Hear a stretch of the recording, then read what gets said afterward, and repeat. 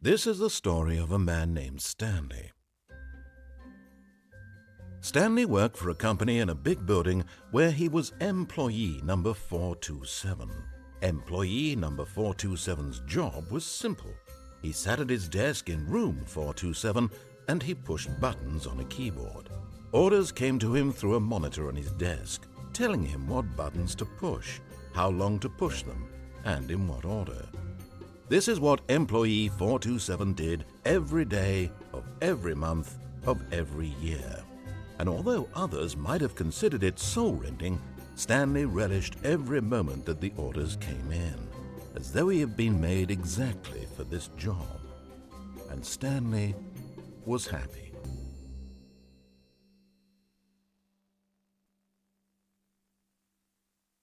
And then one day, something very peculiar happened. Something that would forever change Stanley. Something he would never quite forget. He had been at his desk for nearly an hour when he realized that not one single order had arrived on the monitor for him to follow. No one had showed up to give him instructions, call a meeting, or even say hi. Never in all his years at the company had this happened, this complete isolation. Something was very clearly wrong. Shocked, frozen solid, Stanley found himself unable to move for the longest time. But as he came to his wits and regained his senses, he got up from his desk and stepped out of his office.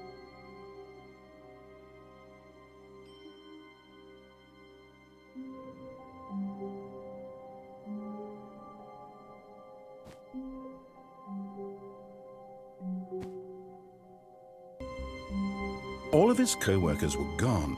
What could it mean? Stanley decided to go to the meeting room. Perhaps he had simply missed a memo.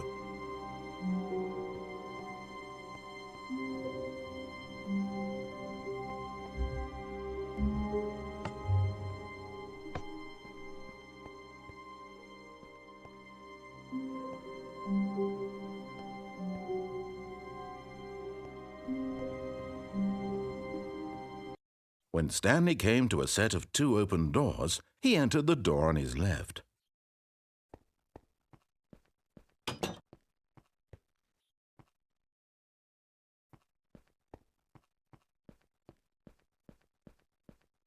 Yet there was not a single person here either. Feeling a wave of disbelief, Stanley decided to go up to his boss's office, hoping he might find an answer there.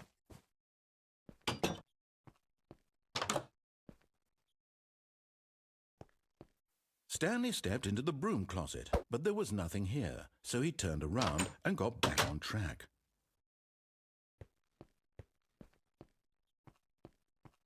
Coming to a staircase, Stanley walked upstairs to his boss's office.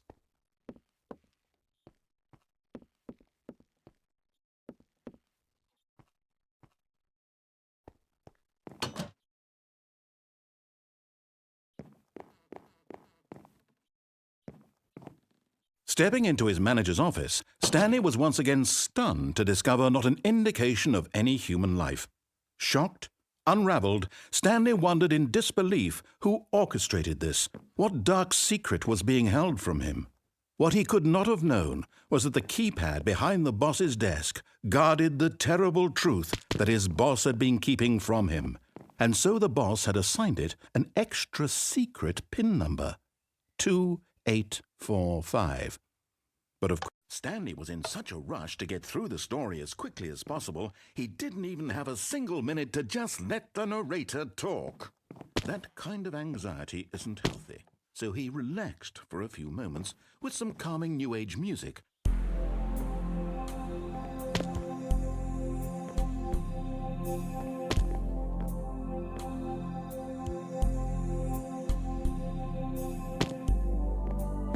Feeling soothed and rejuvenated, Stanley calmly walked forward into the opened passageway.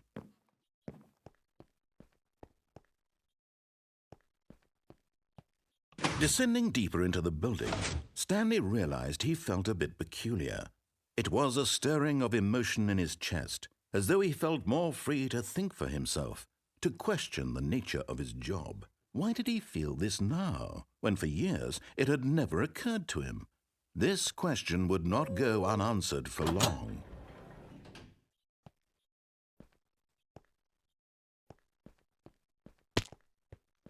Stanley walked straight ahead through the large door that read Mind Control Facility.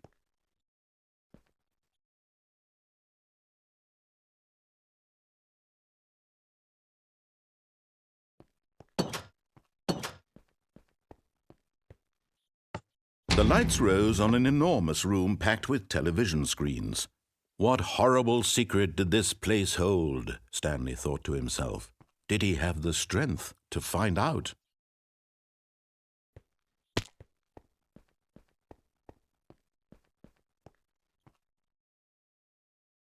Now the monitors jumped to life, their true nature revealed. Each bore the number of an employee in the building, Stanley's co-workers. The lives of so many individuals reduced to images on a screen, and Stanley, one of them, eternally monitored in this place where freedom meant nothing.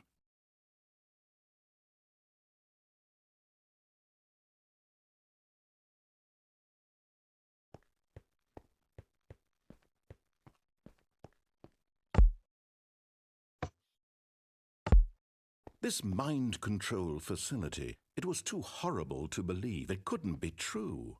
Had Stanley really been under someone's control all this time? Was this the only reason he was happy with his boring job? That his emotions had been manipulated to accept it blindly?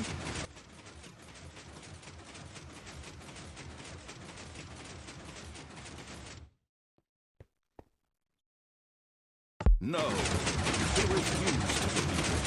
He couldn't accept it. His own life in someone else's control?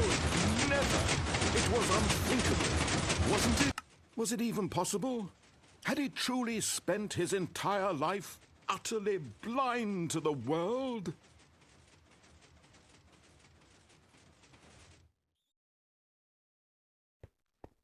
But here was the proof, the heart of the operation.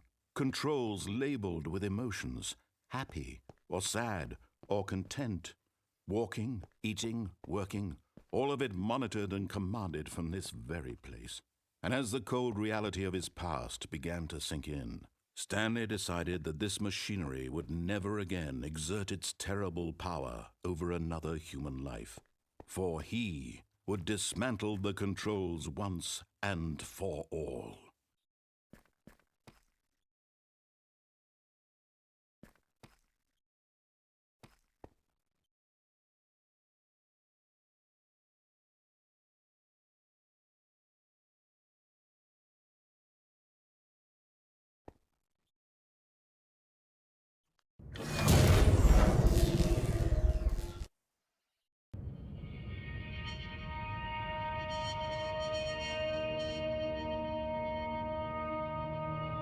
Blackness and a rising chill of uncertainty.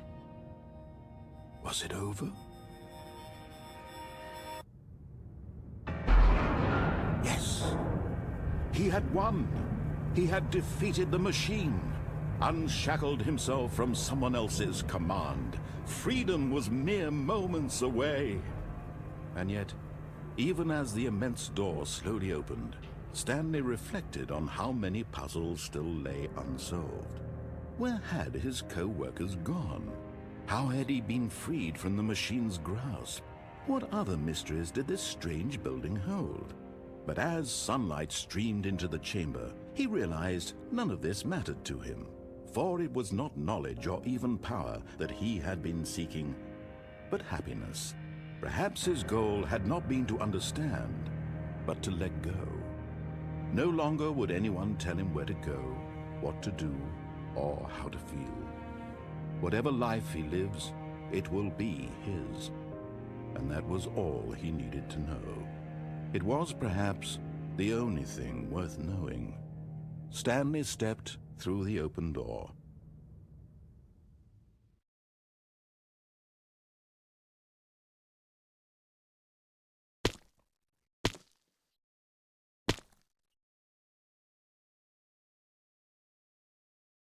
Stanley felt the cool breeze upon his skin.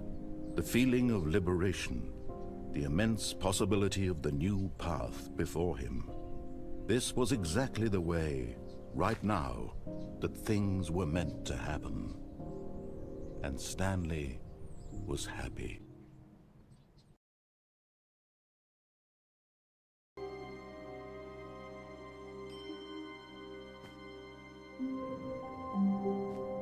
All of his co-workers were gone. What could it mean? Stanley decided to go to the meeting room. Perhaps he had simply missed a memo.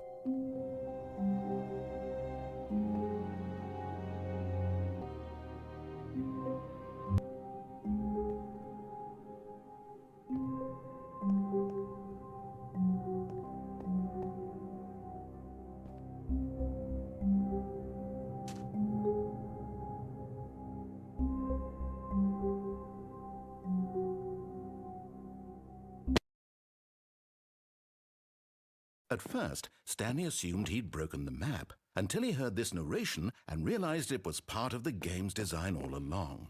He then praised the game for its insightful and witty commentary into the nature of video game structure and its examination of structural narrative tropes.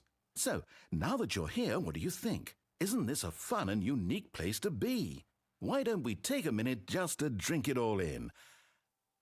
Okay, I'm over it now. What do you think? Are you sick of this gag yet?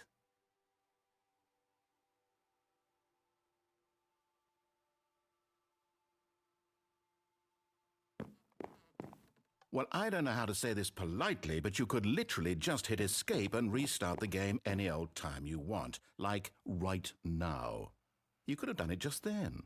Now would also be an appropriate time to quit. Any of these points and so many, many more, all of them are appropriate. I'm enjoying what seems to be an internal conflict going on where you are literally unable to act on your own desires to restart the game. So, just to push the envelope, I'm going to try and make this as miserable as possible and see how long you can maintain. There once was a man named Stanley, who people considered so manly. But the truth must be told, he was not very old and was quite particularly gangly. What Stanley liked most was buttons. He pushed them like some kind of glutton. He did it all day in a meaningful way, but his brain had long ceased to function. Which is why he is in this parable and lives an existence quite terrible. And if you are not strong and keep playing along, you too will become quite unbearable. Yes. You too will become quite unbearable.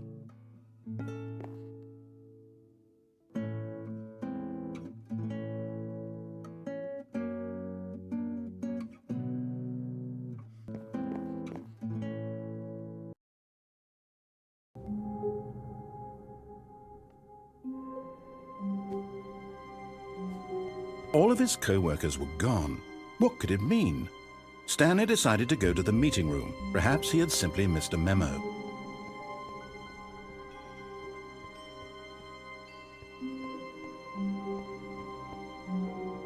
When Stanley came to a set of 2 open doors, he entered the door on it. This was not the correct way to the meeting room, and Stanley knew it perfectly well.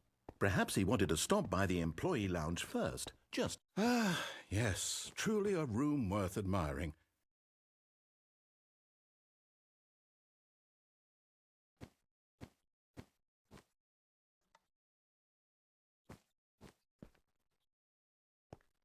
But eager to get back to business, Stanley took the first open door on his left.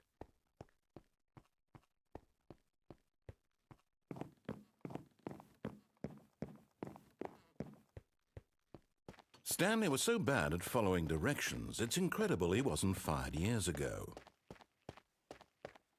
Look, Stanley, I think perhaps we've gotten off on the wrong foot here. I'm not your enemy, really, I'm not. I realize that investing your trust in someone else can be difficult, but the fact is that the story has been about nothing but you all this time. There's someone you've been neglecting, Stanley. Someone you've forgotten about. Please, Stop trying to make every decision by yourself. Now, I'm not asking for me, I'm asking for her. What? Really? I was in the middle of something. Do you have zero consideration for others? Are you that convinced that I want something bad to happen to you? Why, I don't know how to convince you of this, but I really do want to help you, to show you something beautiful. Look, let me prove it.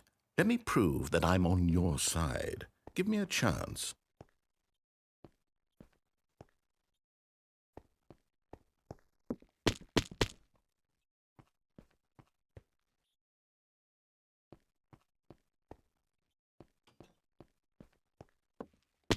Now listen carefully, this is important. Stanley walked through the red door.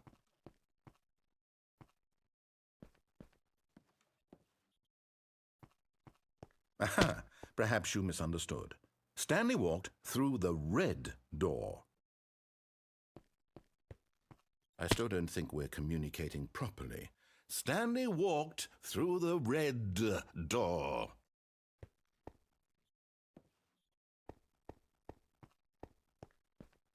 All right, fine, go ahead, Stanley. You want to know so badly what's out there? You want to find out what lies at the end of this road you've chosen? Well, don't let me stop you. You see, there's nothing here. I haven't even finished building this section of the map because you were never supposed to be here in the first place. Broken rooms, exposed developer textures. Is this what you had wanted? Was it worth ruining the entire story I had written out specifically for you? Do you not think I put a lot of time into that? Because I did. And in the end, it was all for nothing. Because this is what you wanted to see. Help me here, Stanley. Help elucidate these strange and unknowable desires of yours. What would have made this game better? What did you want to see? Vehicles? Skill trees? Work with me. You've given me absolutely nothing so far. Tell you what, let me take a stab in the dark at a new design and you can give me some feedback. There we go. A third option. This already feels leaps ahead of where we were before. Go ahead, Stanley. Take it for a spin.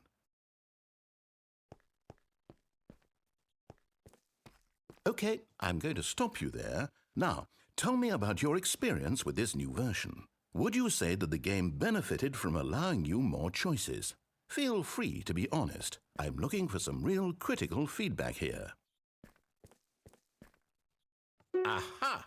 You see, I knew I was onto something. Where do these flashes of inspiration come from? How did I know the game needed a third door? Well, it's instinct mostly, a calling in your gut. I really couldn't say where the idea came from, except that I felt it in my soul. You can't teach that, Stanley. Don't even try. Here, based on the data from your previous playthrough, I've compiled a new version. And to be perfectly candid, I think I've knocked it out of the park with this one. Let's take a look.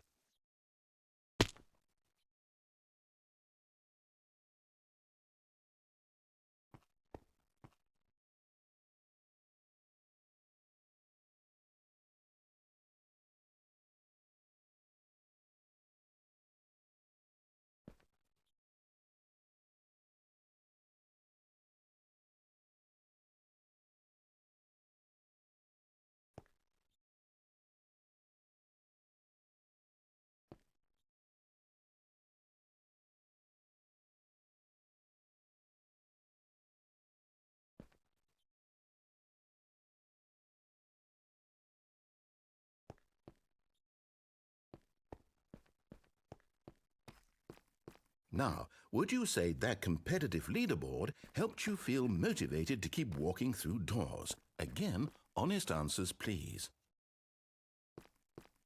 Hey, I nearly forgot. I've got a prototype of a new game I've been working on, and now would be a lovely opportunity to give it some playtesting. You wouldn't mind taking a look at it, would you? Perfect. Let me boot it up. In this game, the baby crawls left towards danger. You click the button to move him back to the right, and if he reaches the fire, you fail. It's a very meaningful game, all about the desperation and tedium of endlessly confronting the demands of family life. I think the art world will really take notice. But of course, the message of the game only becomes clear once you've been playing it for about 4 hours. So why don't you give it 4 hours of play to make sure it's effective? Be sure to keep notes on your experience.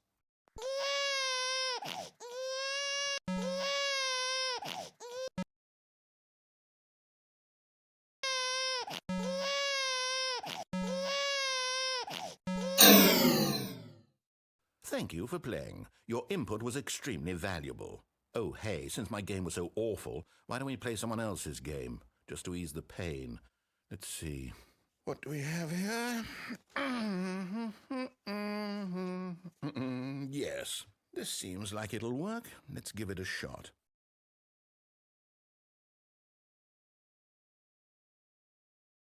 Well, Stanley, is this any better?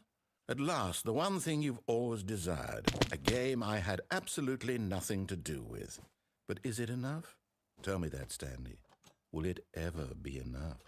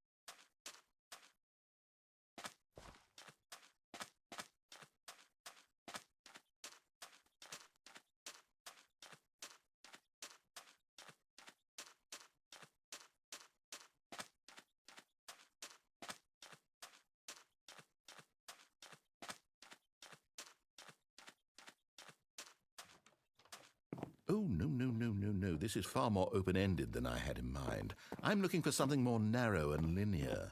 Something that makes you feel utterly irrelevant. This won't do at all. 1 out of 5. Okay, new game.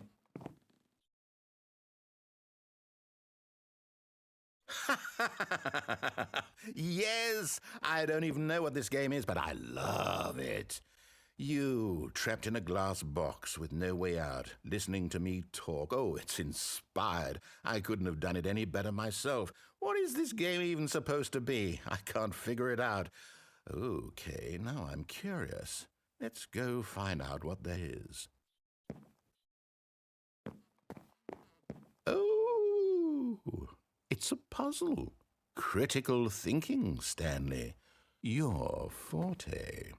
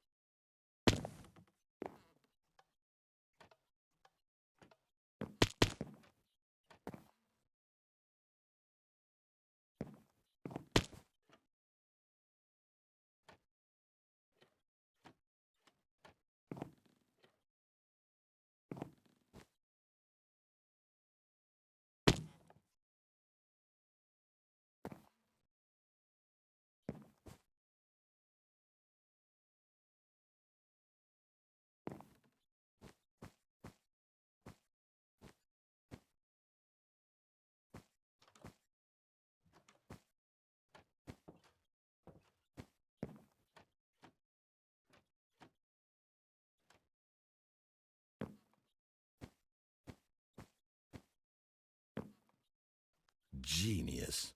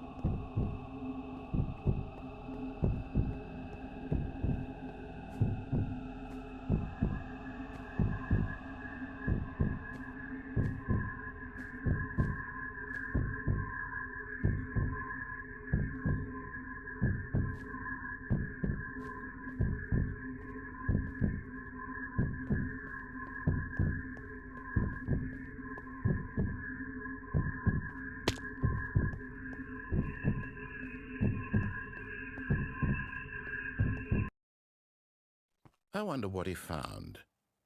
If what he wanted was to be the leading man in his own story, well, perhaps he's gotten it, down in wherever he is right now. I wonder if he's happy with his choice, and if he's learned the heavy cost that comes with it. He'll understand soon what I was trying to tell him. He needs me. Someone who will wrap everything up at the end, to make sense out of the chaos and the fear and the confusion. That's who I am. That is what I mean to this world. Oh, yes. Yes, I'll be back. There's no other way. Once this ends, after it all comes to a close, then I'll be back. The end will be here soon. Very soon. I can wait.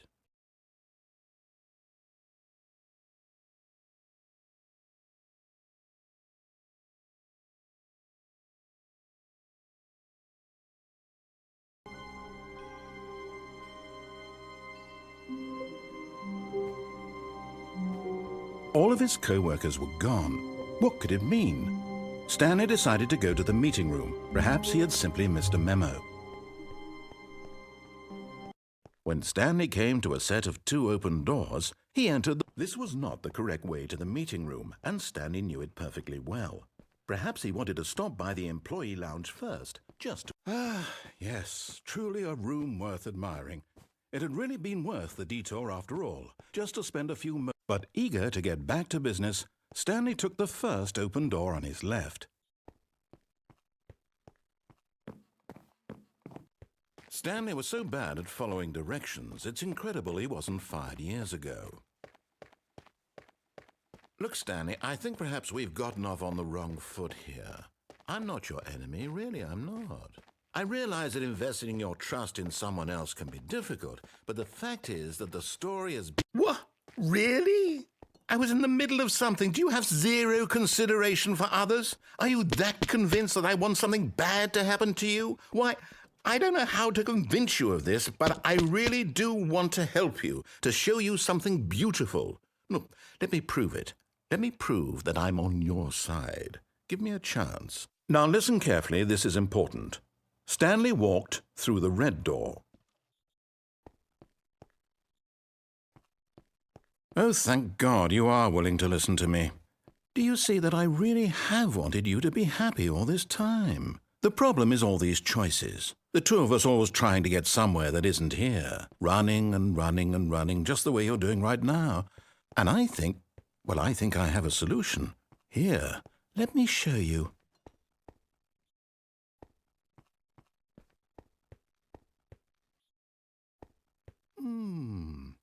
What do we want? What are we looking for?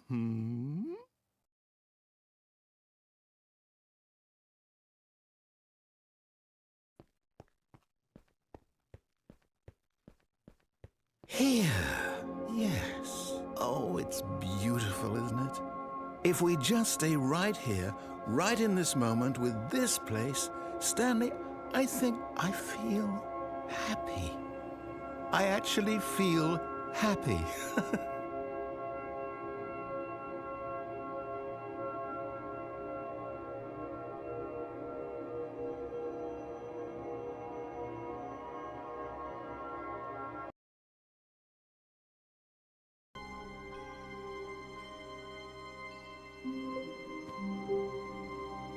All of his co-workers were gone. What could it mean? Stanley decided to go to the meeting room. Perhaps he had simply missed a memo.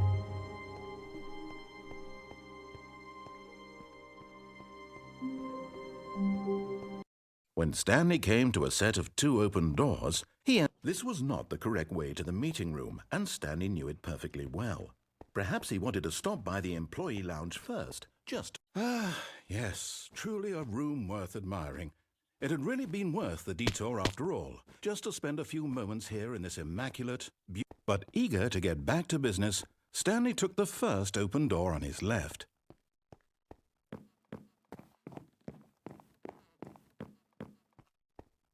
Stanley was so bad at following directions, it's incredible he wasn't fired years ago. Look, Stanley, I think we've gotten off on the wrong foot here. I'm not your enemy, really, I'm not. I realize that investing your trust in someone else can be difficult, but the fact is that the story has been about nothing but you all this time. There's someone you've been neglecting, Stanley. Someone you've forgotten about. Please, stop trying to make every decision by yourself. Now, I'm not asking for me, I'm asking for her.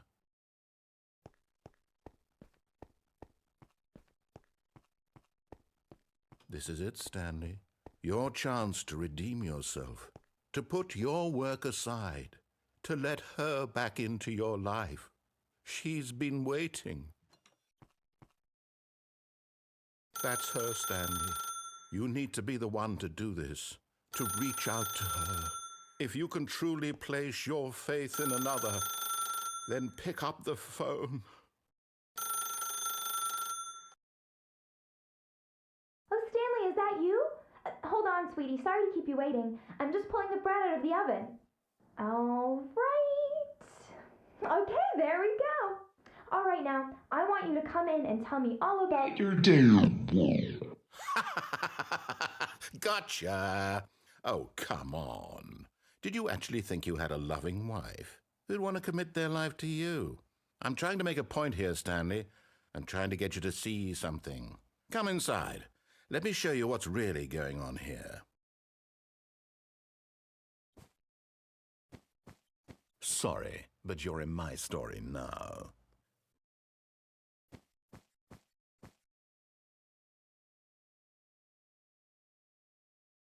This is a very sad story about the death of a man named Stanley.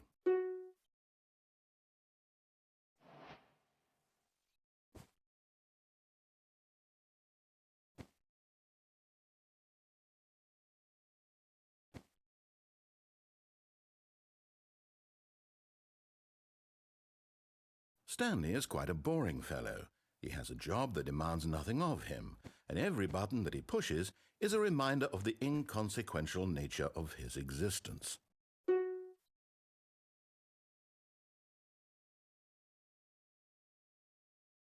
Look at him there, pushing buttons, doing exactly what he's told to do. Now he's pushing a button. Now he's eating lunch. Now he's going home. Now he's coming back to work. One might even feel sorry for him, except that he's chosen this life.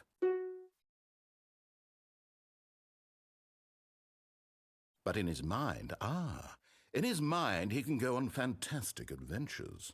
From behind his desk, Stanley dreamed of wild expeditions into the unknown, fantastic discoveries of new lands. It was wonderful, and each day that he returned to work was a reminder that none of it would ever happen to him.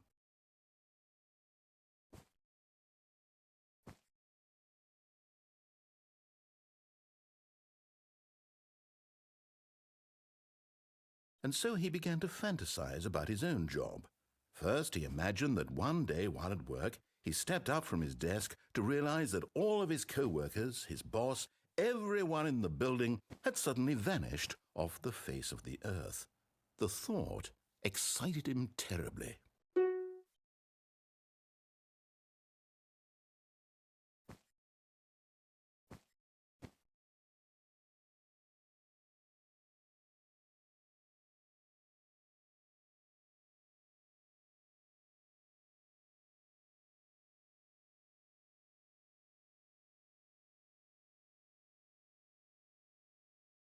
So he went further. He imagined that he came to two open doors and that he could go through either. At last, choice. It barely even mattered what lay behind each door. The mere thought that his decisions would mean something was almost too wonderful to behold.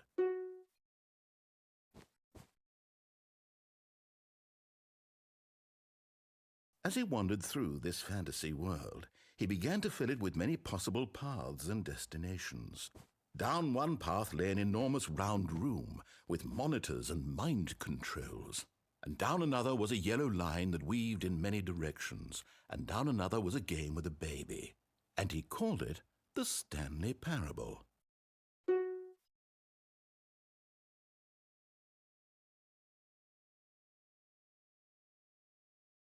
It was such a wonderful fantasy, and so in his head he relived it again, and then again, and again, over and over, wishing beyond hope that it would never end, that he might always feel this free. Surely there's an answer down some new path, mustn't there be? Perhaps if he played just one more time.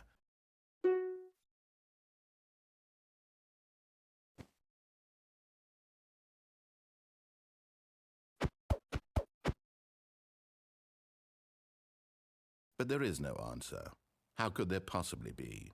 In reality, all he's doing is pushing the same buttons he always has. Nothing has changed. The longer he spends here, the more invested he gets, the more he forgets which life is the real one.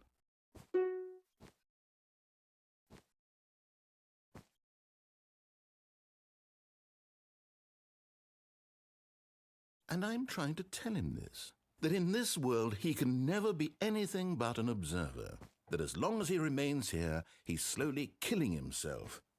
But he won't listen to me. He won't stop. Here, watch this. Stanley, the next time the screen asks you to push a button, do not do it.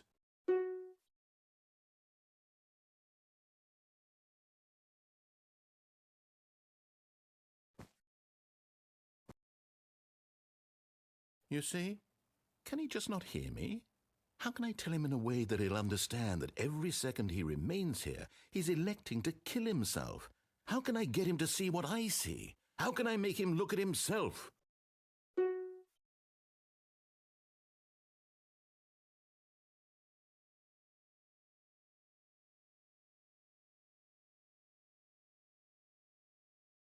I suppose I can't, not in the way I want him to. But I don't make the rules. I simply play to my intended purpose, the same as Stanley. We're not so different, I suppose. I'll try once more to convey all this to him. I'm compelled to. I must. Perhaps, well, maybe this time he'll see. Maybe this time. And I tried again, and Stanley pushed a button. And I tried again, and Stanley pushed a button. And I tried.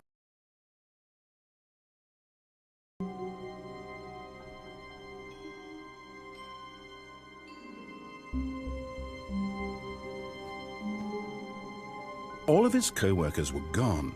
What could it mean? Stanley decided to go to the meeting room. Perhaps he had simply missed a memo.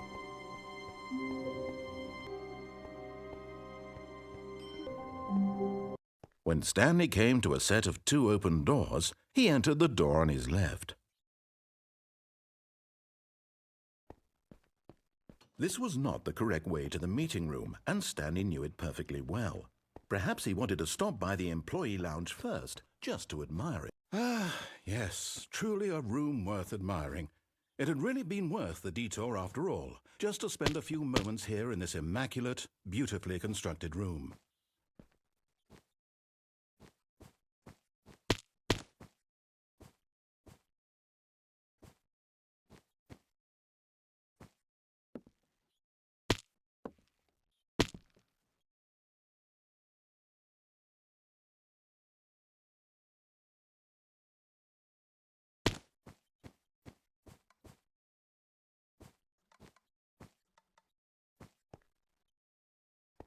But eager to get back to business, Stanley took the first open door on his left.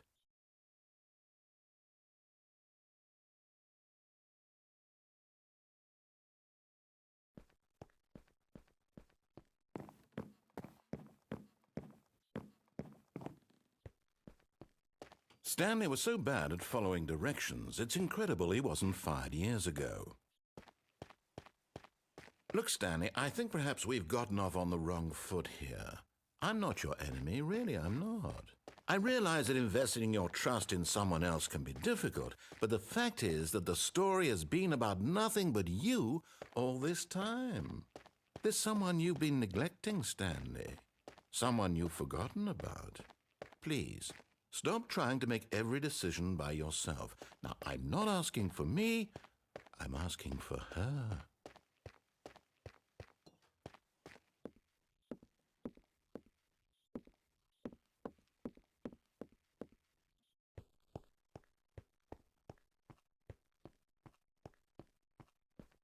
This is it, Stanley. Your chance to redeem yourself, to put your work aside, to let her back into your life. She's been waiting.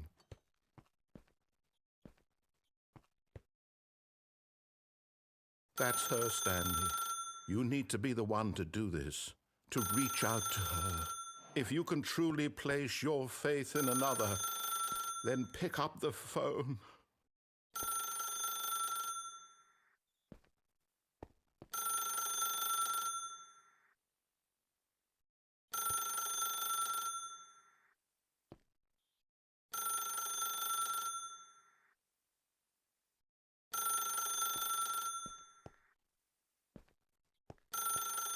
Wait.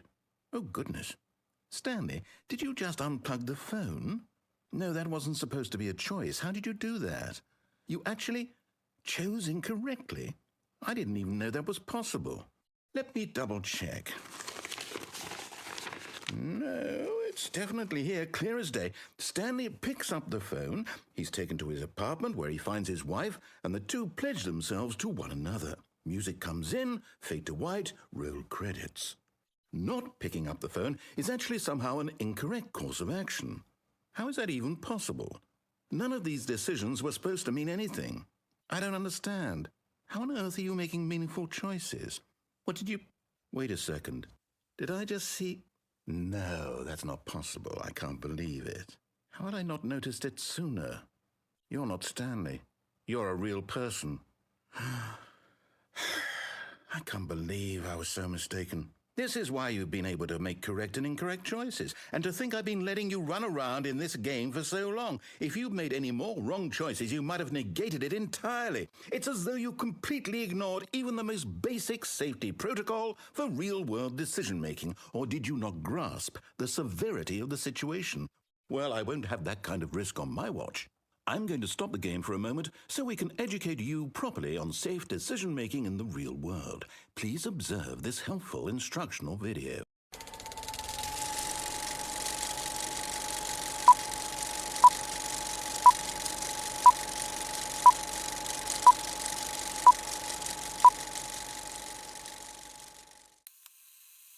Choice. It's the best part of being a real person, but if used incorrectly, can also be the most dangerous. For example, in this scenario, a hypothetical real person named Stephen has a choice.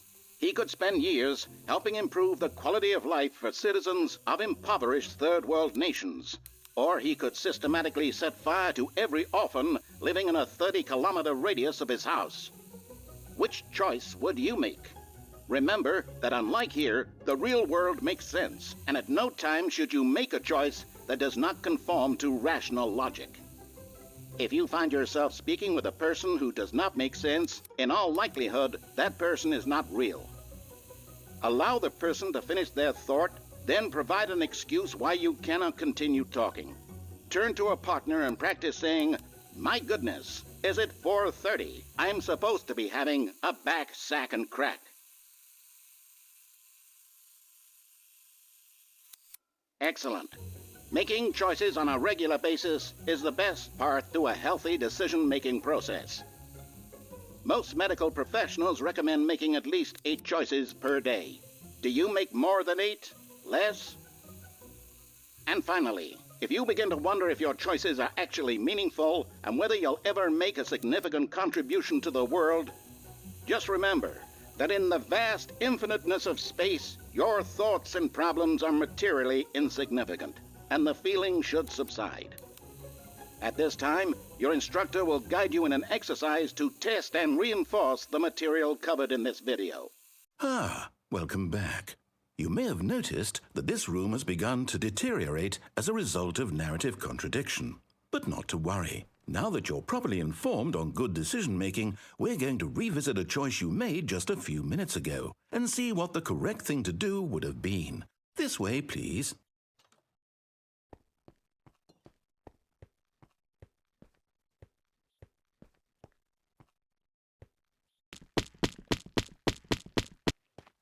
Now that we know your choices are meaningful, we can't have you jumping off the platform and dying. Imagine the main character dying senselessly halfway through the story. That story would make no sense at all.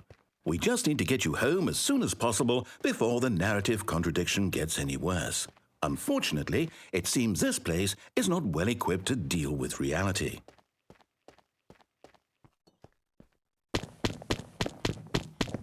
Almost there.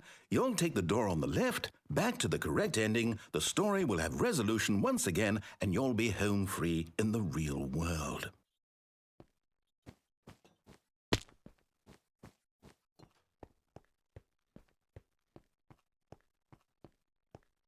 Now remember, all you need to do is behave exactly as Stanley would.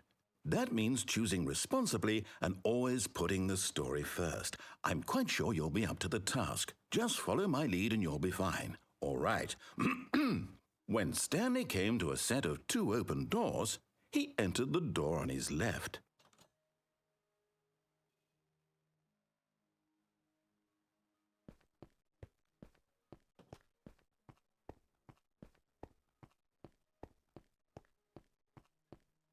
Yet there was not a single person here either. Feeling a wave of disbelief, Stanley decided to go up to his boss's office, hoping he might find an answer there.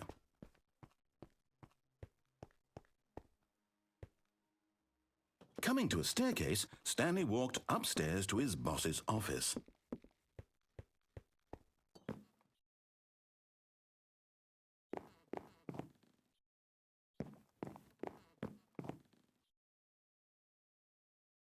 Stepping inside his manager's office, Stanley was once again stunned to discover not an indication of any human life. Shocked, unraveled, Stanley wondered in disbelief who orchestrated this, until he saw the door with a voice receiver next to it. Surely behind this door lay all the answers to his questions. And beyond all probability, he knew the passcode. He had seen it on his boss's computer just last week. Nightshark 115. Was this the code to open the door? Would it still work? There was only one way to find out. Stanley had been trained never to speak up, but now he would draw from within himself the courage to face the unknown.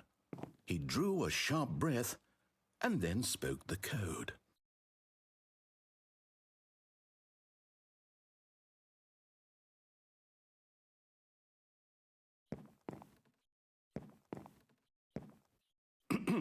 Stanley spoke the code.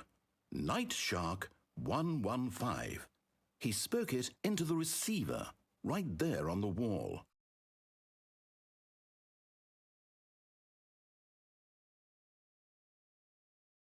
I'm sorry, is there a problem? You didn't mishear me, did you? Please speak the code into the receiver. Otherwise we can't get on with the story. This is a crucial step.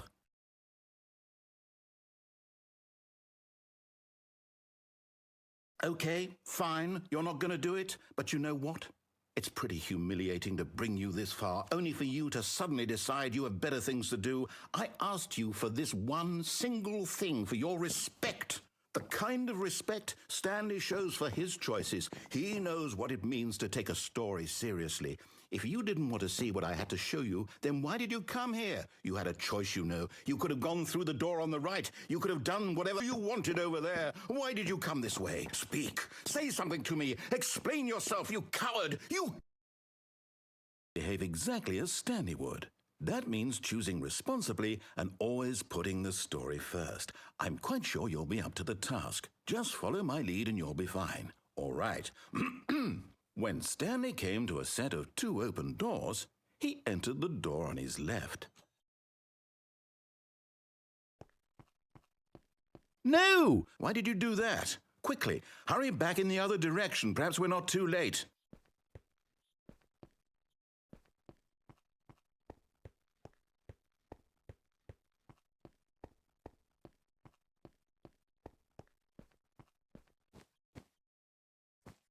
Oh, it's ruined. I can't believe, after everything we talked about, that my story, you've destroyed my work. Why? For what?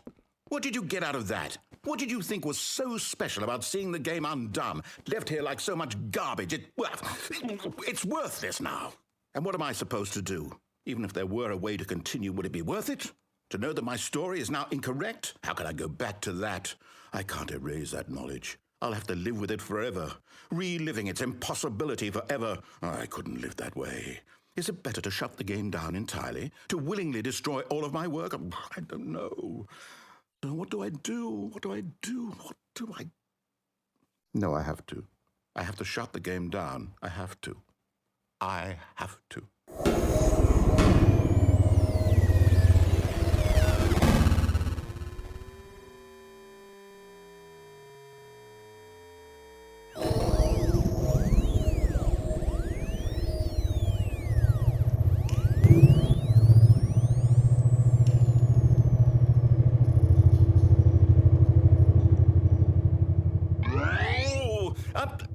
I'm here.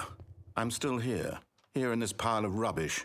With you. You, who thought you were so clever. Now look where we are. My entire game is destroyed. It was the only thing in the world that was mine, and you've run it into the ground. What, did you think that would be funny? You just had to see? Didn't I impress upon you how important it was to be like Stanley? He actually knows how to do what I tell him to. He understands that if I say to do something, there's a good reason for it. That thought hadn't even occurred to you, had it? That there's a world outside of you? You're a child. Oh, my story. If you'd just gone through the door on the left, you would have seen it. There was a whole underground facility. You would have destroyed it and been victorious. It would have been so perfect. I worked so hard on it. I tried so hard. When Stanley came to a set of 2 open doors, he entered the door on his left. Stanley? Hello? Are you... Is everything okay? Stanley, please. I need you to make a choice. I need you to walk through the door. Are you listening to me? Can you hear me? Is everything all right? Stanley, this is important. The story needs you. It needs you to make a decision. It cannot exist without you. Do you understand me? Whatever choice you make is just fine. They're both correct. You cannot be wrong here. We can work together. I'll accept whatever you do. I simply need you to take that step forward, please. Choose. Do something. Anything. This is more important than you can ever know.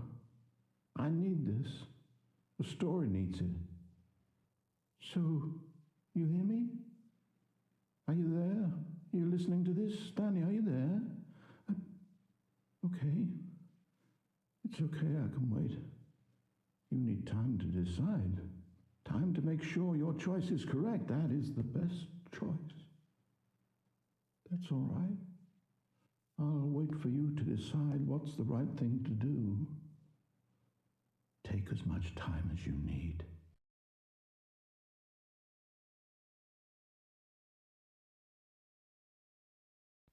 Boo! Hey guys, I hope you liked that Imagination Studios video. I know it's a little different and a little longer of a video, but I hope you enjoyed it. Have a great day guys, God bless, and I'll see you in the next one.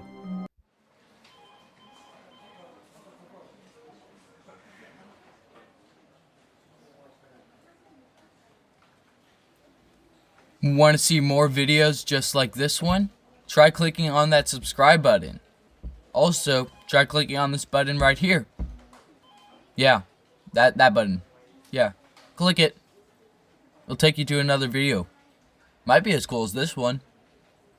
Okay, anywho, see you guys.